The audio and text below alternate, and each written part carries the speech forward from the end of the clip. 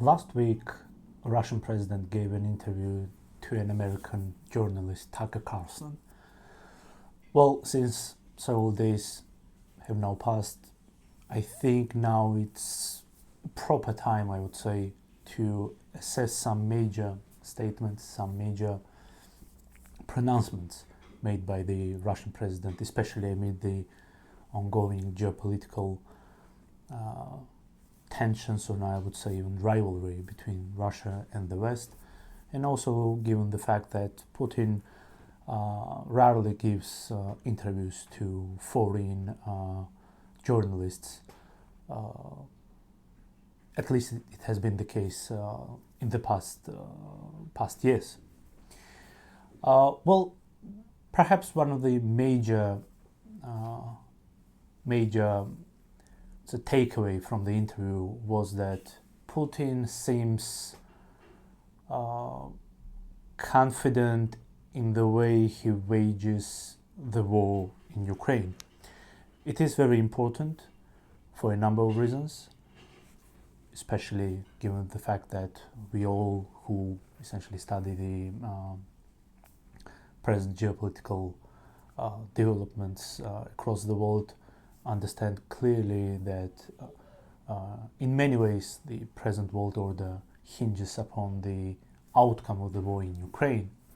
So Putin considers the ongoing war benefiting at the moment him in a bigger way than his opponents. So for Putin, the war is going in the right way, in the right direction, and he seems to be confident in a way that it shows that Moscow might be really expecting some suggestions, some concessions from the West, from Ukraine and the West overall. But if you look at the dynamic of the war and put it into the wider context, it actually becomes quite clear that the war hasn't ended yet, and it's also highly unlikely that we are going to see a decisive victory by either of the side, Ukraine or Russia, West or Russia. Well, there are a number of reasons for that. First, it seems that we are forgetting one simple fact, that the war in Ukraine actually didn't really start in 2022, but it's only turned into a hot war in 2022, but started essentially in 2014. And the wars of this scale, well, they can end pretty quickly. I mean, we have historical facts, historical precedents for that.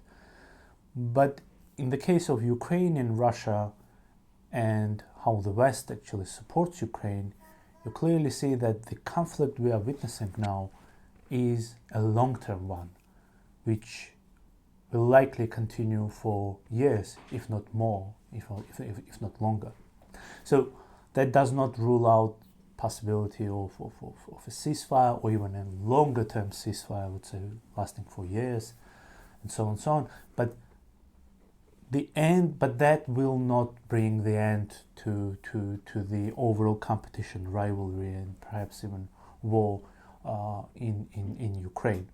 So while he is very confident, it still is highly unlikely that Russia will be winning the war outright, or the West will achieve its goals in Ukraine, with Kiev involving like restitution of the lost territories and so on. So we are probably going to see sort of a stalemate along the present line of contact, though we might be seeing sort of shifts 1 kilometer either westward or eastward. But nevertheless, you see that if you look from a historical perspective, the wars of this scale often do not really end that quickly. And Russia is also very bad at winning quick wars or wars in a short time frame. So I would say that it's a standard way of waging war, what we are seeing from the Russian side. So they're very good at long-term wars. Surely there were cases when Russians lost long-term wars too, but nevertheless there are very many cases from Russian history when you see how Russia started military campaigns badly, then it sort of continued continued for years essentially, and then only in the end achieved crucial success on the battlefield. But that would cover not years, but perhaps even decades. That what Russia's history teaches us, and you see very many cases from Russian history, whether it's wars with Sweden, Poland, or even before that with small Mongol states, and so on. So we are probably seeing a long-term conflict here, lasting, as I said, for decades. Well, another crucial message from the interview perhaps was that seeing that possibility of concessions from the West, Russia is confident in its foreign policy, essentially, in its way of conducting external relations since 2022, when pendulum of Russia's foreign policy shifted, I would say, from the West to Asia. So you see, in a way, from a highly philosophical point of view, sort of an end to the to Russia's European geopolitical vector, and Russia now has shifted towards Middle East, Asia, and overall Eurasian continent, I would say. So this is also very important from a long-term perspective, because what started with Peter the Great, highly respectable and famous Russian monarch from late 17th, early 18th century, when he essentially turned Russia into a major European power. Now it seems that Russia has ended that road, having taken what it could from the West, and now Russia clearly argues that it's no longer part of the West. It's not part of the East either, but it's something different. So in a way, it resembles what Russian philosophers from early 20th century had in mind when they called for Eurasian perspective of Russian civilization. So that's perhaps the second major takeaway from Tucker Carlson's interview in Kremlin last week. The third major takeaway is that for Russia, there was never the issue with NATO or European Union and so on, sort of encroaching on Russia's territories or on Russia's neighbors and so on.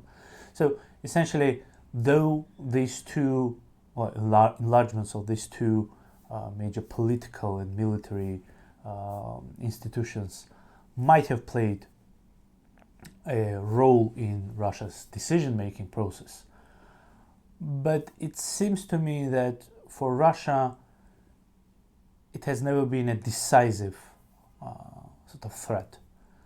So Russia simply sees Belarus, Ukraine, South Caucasus and Central Asia, and to a certain extent Baltic states too, as a part of its imperium, part of its sort of sphere of influence. And it might use NATO factor or EU factor as an argument for invasions, for carrying out short military operations and so on and so on. But we all know how Russia operates, how great powers essentially see their neighborhoods. So Russia, similar to how Iran, Turkey, China and other Eurasian actors regard their neighborhoods, Russia understands one simple thing. It would never allow essentially external actor to act along its borders. Well, at least that's the philosophical sort of foreign policy approach. Whether it will be possible to accomplish in the longer term, that's a different question. But our understanding should be of Russia's behavior should be based on very well both at the same time, sort of simple and quite difficult understanding of its neighborhood. That's understanding of sort of the application of the idea of spheres of influence. Another interesting point made during the interview was the emphasis on history, and Putin began his interview with monstrous half an hour digression on Russia's history, filled with incongruences, I would say even mistakes, which is very, very peculiar to characteristic of his digressions of history, whether it's history of the Caucasus, Central Asia, or other parts of the world. But I think what people in the West, analysts, scholars, and ordinary people got it wrong hearing his digression on Russian history was that for the rulers of the Eastern world, and in that case I would count Russia and other Eurasian powers and even Middle East powers, for those people, for those peoples, for those nations, and for the rulers of those nations, the role of history is of far bigger importance than it is the case for the West. And you see how motivated Putin was. You see how wounded he felt and seemed during the interview, and how his projection of military power beyond its borders is actually motivated by history, not of the past 10, 20, or 30 years, but actually by the history of the past several centuries, and as his interview showed, perhaps even millennia. So for him, what began with the invasions of Charles XII of Sweden, continued with Napoleon and then Hitler, and everything essentially which began before that with the Polish invasions of early 17th century, before that with the Mongol invasions, that everything fits into the idea that Russia is vulnerable and Russia needs to be defended.